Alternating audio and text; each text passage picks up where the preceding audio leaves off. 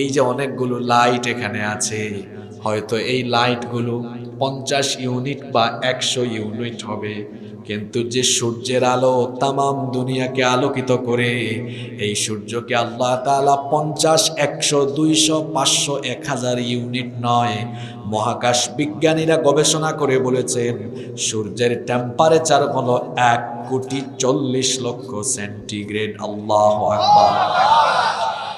1,40,00,000 centigrade তাপমাত্রার আলো সরাসরি যদি দুনিয়ায় হিট করত, আমার আপনার মাথার চান্দি ফেটে যেত। এই জমিনে কখনো ফসল উৎপন্ন হতো না, ধানের চাষ হতো না, গমের চাষ হতো না, কোনো ক্ষেত মানুষ করতে পারতো না, এই মাটি তামা হয়ে যেত। এমনিতেই দেখবেন গ্রীষ্মকালে যদি বৃষ্টি 15 দিন 20 দিন 1 মাস না হয়, মাটি ঠনঠনে হয়ে ফেটে যায়। 9 কোটি